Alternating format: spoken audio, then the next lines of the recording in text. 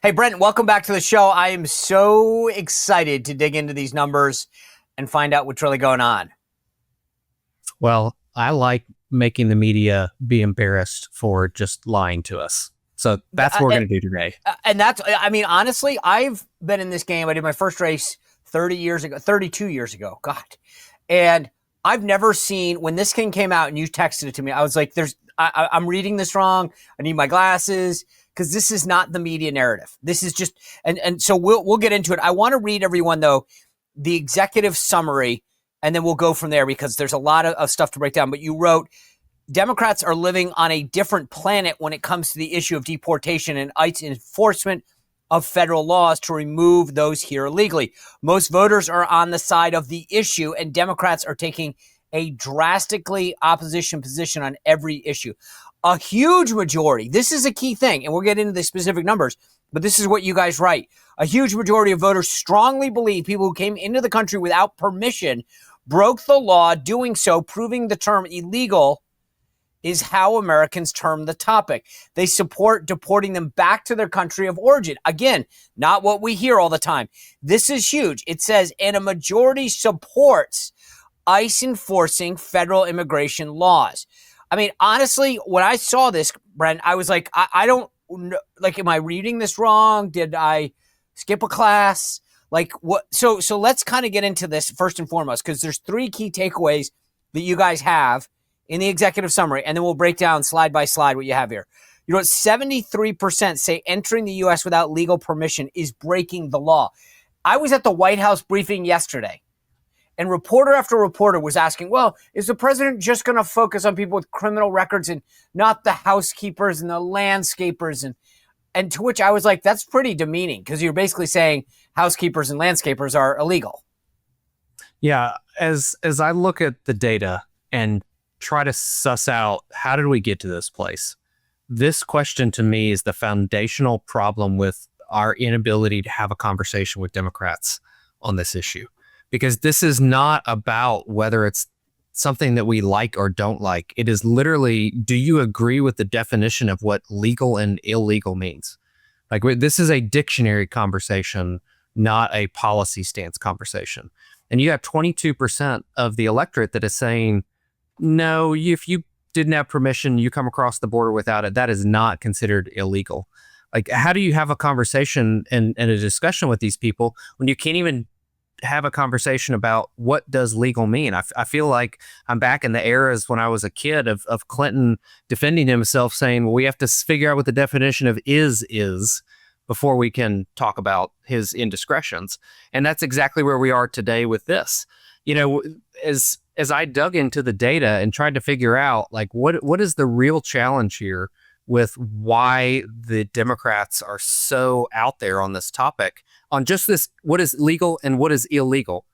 And when you dig into the voter groups that, really make up the base of the Democratic Party, the liberal and progressive individuals, listen to this. Only 31% of liberal women under the age of 55 believe that doing that is illegal. 31% say that's legal. That is their base. That's who drives the media.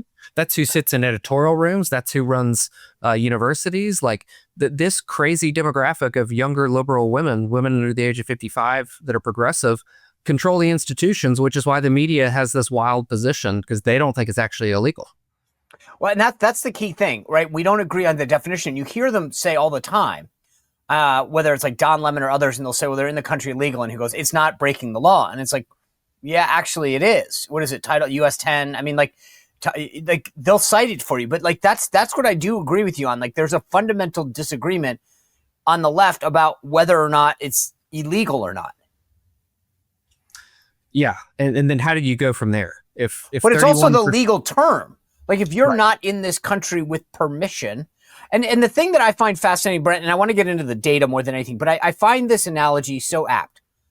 If you walk into my house and you're here without permission, whether you open the door, it's locked, or it doesn't matter, and you come in and you plop down and just start watching TV, nobody in their right mind would argue that I have a right to say, get out of my house. You're not here with permission. Mm-hmm.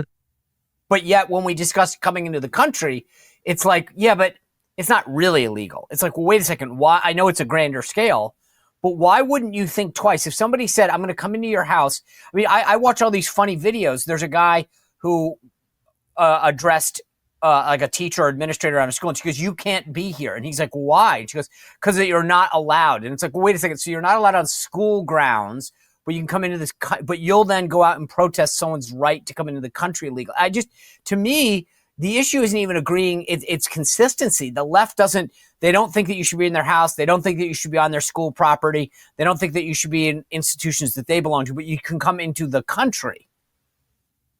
Well, we asked another question that I didn't put in the deck I sent you, and it was, do you believe that all federal laws should be upheld and enforced by law enforcement? And if you look at these liberal voters, so this isn't even digging into female liberal voters or just, are you liberal or not? 39% said we should enforce all federal laws. That is such a wildly low number that they have they're proving that they're not the party of the rule of law. So this is becoming an issue not about deportation or how do we handle immigrants or what does ICE do. It really is a fundamental issue of, do you think we should uphold the laws of this country or not? It is a complete rule of law issue. And the Democrats are really showing their hand to us right now. You know, if you're a dog lover like I am, then you could be doing stuff for your dog like I have that kind of put a little maha into the dogs. And I'll tell you what I did. I've added Ruff Greens to my dog's diet. Now, here's the cool thing about this. This isn't a new food. This isn't this is literally a powder. It was developed by Dr. Dennis Black, who is a naturopathic doctor that said, hey, wait, I can do a lot of the stuff I'm doing to help humans for dogs. And it's unbelievable what it does. Don't just change your dog's food. You just sprinkle it on top. And right now, Ruff Greens is offering a free jumpstart bag. It's actually really cool. You get a ton of treats that your dog will love. Mine did anyway. All you have to do is cover the shipping. So go to ruffgreens.com/Spicer, ruffgreens.com and use promo code Spicer. Ruff Greens, RUFF greens.com and use promo code Spicer for your brand new free Ruff Greens trial pack. All right, so let's get into the slides, the deck that you sent. The first thing, let's just to level set where we are.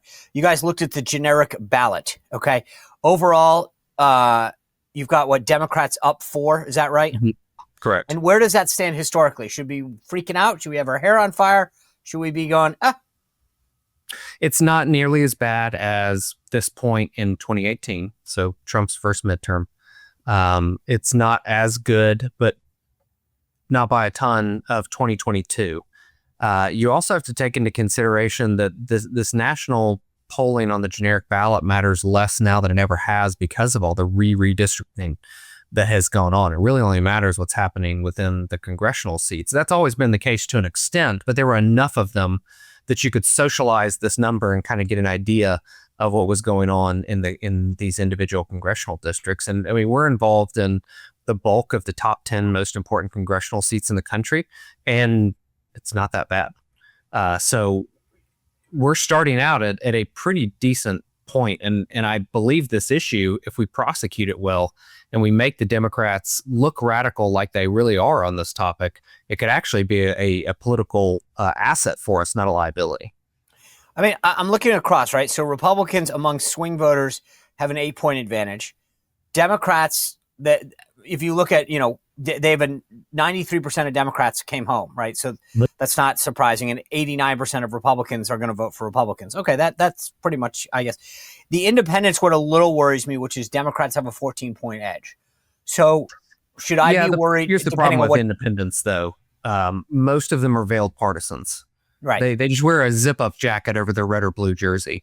And the challenge in midterms for Republicans, now that we're more the party of the working class, our independents are busy working and they're not paying attention and they are less likely to show up in the election. But the left-leaning independents are just as fired up as the Democrats because they're the same thing. One just covers their blue jersey and the other doesn't. So I don't read into that number except to look at, are our people going to tune in or not? Are our right-leaning independents going to show up or not? And history tells us in the last couple of elections, they're not going to do it until the last month or two of this campaign. So I honestly don't pay that much attention to the independent number this far out for who our base is now.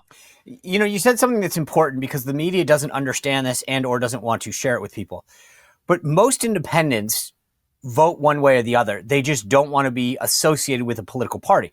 So I might vote Republican all the time. I just don't want to be an affiliated Republican part of the party or telepollster that. So I'll say I'm independent.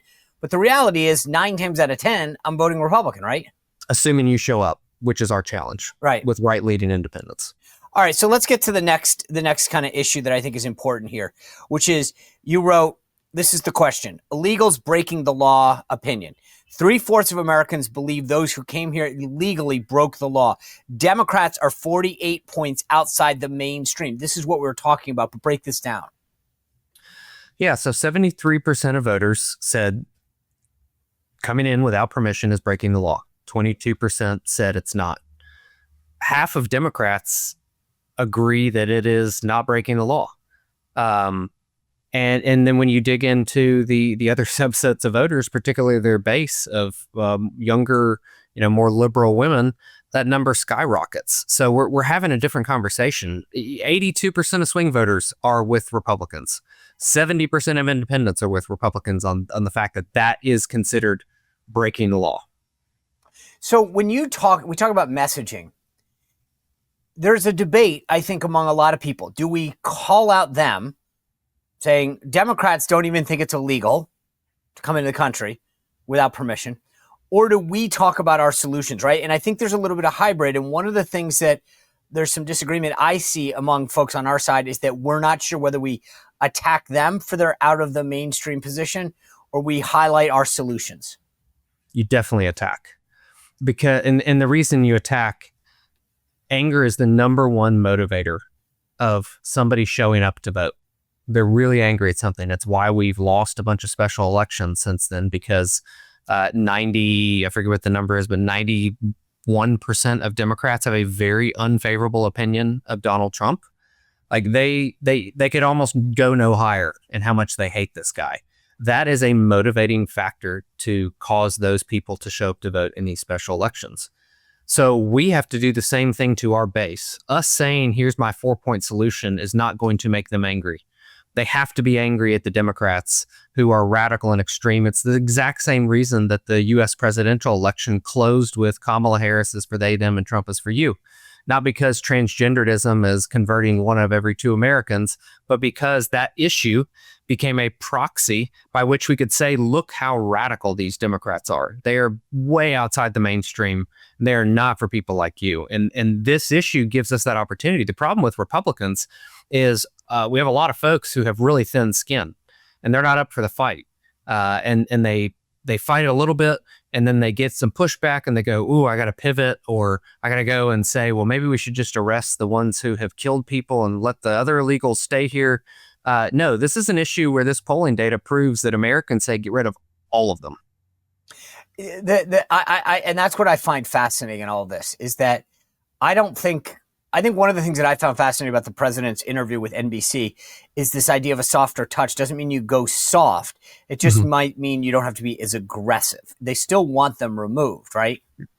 Correct. Yeah. And he didn't say he's getting rid of them. He's getting rid of 700 of 3,000. There's still 2,300. I mean, that's a high concentration of law enforcement officials cleaning up a disastrous city.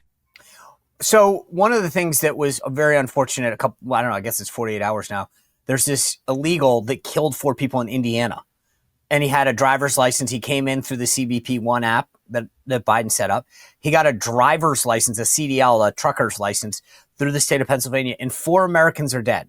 Now, here's my question for you, just to be completely crass and political, because I don't think anyone's going to protest for these lost lives. No one's going to remember their names like they did for Renee Good or Alex Preddy. No one cares that Americans died because it was an illegal that killed them.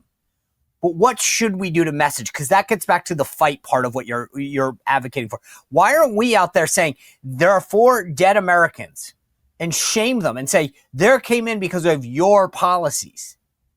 And we should. And there's not a lot of people on our side of the aisle that have the fortitude to do that and to do it every day for weeks and months and years on end, but that's what it takes. The Democrats are much better at this than we are. I forget what the study was, but they did a study of watching a group of people, and somebody had either an accident or was harmed, and nobody did anything because there were a lot of people there. But when there was one person, the one person got involved and helped that individual. And the reason I bring up this scientific example is because the Democrats are really good at this. I mean, how many of us saw the picture or video of that sad little 5-year-old boy with his beanie on, standing up looking like he was being arrested against an ICE vehicle? If it's 10,000 kids, nobody cares. If it's one kid with a name and a story, everybody cares. So the reason that Laken Riley was such a rallying cry for Republicans is because it was one person with a picture, with a backstory. You as a human can connect to somebody else. You can't connect to a group. Like, God did not create us to have relationships with groups. He created us to have relationships with each other. And this is also, to your point, why Republicans need to jump on these types of stories, because they give us that opportunity to tell the story of that family that was killed by horrible, radical Democratic policy. All right, so let's talk about how big of a problem this is. This is one of the things you wrote, illegal immigration problem and the severity of this. 2/3 of voters believe illegal immigration is a very to somewhat serious problem. And once again, you guys write, Democrats are on the complete opposite side of this issue. Yeah, this is where things really start to diverge. So yes, there was some divergence from 3/4 of Americans saying that coming here across the border is illegal. You broke the law. Now we only get to about half a Democrats who agree or disagree on that point. This is where the big delta starts, and it only gets bigger once we get into the nuances of the issue. So as you mentioned, 2/3 of voters say that illegal immigration is a very or somewhat serious problem, but 61% of Democrats said it's not at all or not even a problem. So you start to see this even greater delta beyond just the definition of what does illegal mean, to where they don't see it as a problem to be addressed. How do you go talk to somebody and solve a problem that they don't think is a problem, that they don't think started out as an issue in the first place?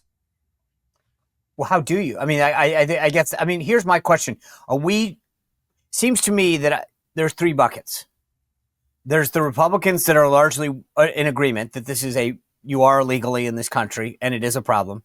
You've got a lot of Democrats that don't believe it's illegal and it's not a problem. And then you've got this subset in the middle. And to me, maybe I'm simplifying this too much. I feel like you just go, okay, if that's the issue, go after the gettables. Don't worry about the folks on the far left. You're never going to get them, because if they don't believe that it's illegal, you're never going to get them to win an argument. But shouldn't we just be saying, okay, here's where we need to focus?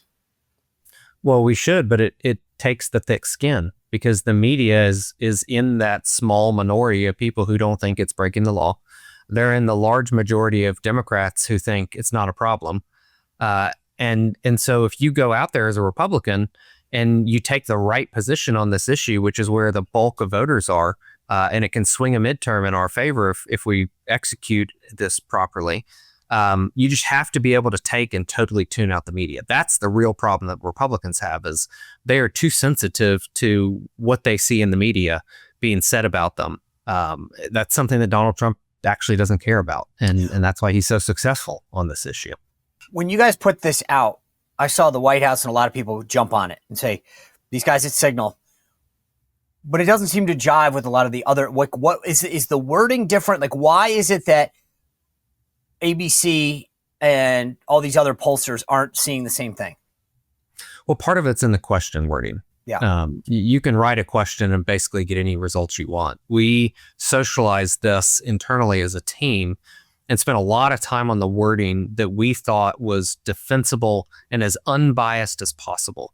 It's why we didn't call people illegal immigrants, even though that is the technical term, and it is the legal term because they broke the law and they're an immigrant. And we didn't want somebody to look at the question wording and say, well, obviously you got high numbers because you said it in a way that was going to get high numbers. I'll be honest, every one of these numbers came back 10 points better than I expected. Because we had written the questions in the way that we had to be as unbiased as we could. The other is what audiences are being surveyed. A lot of these NBC, ABC surveys that you're seeing are looking at all registered voters or all adults. Those are not relevant populations when it comes to any election, let alone a midterm election. And then the other is, what are they making as the partisan composition, and are their independents balanced enough? That's something that we look at regularly in our general election survey work is, do these independents look right? If 65% of our independents are telling us that they're liberal, we have the wrong mix of independents, and that's going to harm all the numbers within the rest of the survey. And then the last part that we can't brush aside and probably matters more than anything else is they have an agenda, and they need numbers to back up their agenda. So obviously, I didn't have an agenda in this outside of the fact that I thought that there needed to be some numbers out there, and I had an assumption that the majority of people were going to be behind President Trump and Republicans on this issue. I just didn't expect it to be as big as it turned out to be. Well, if you enjoyed this content, make sure to like this video, subscribe, and click the notification bell to get more.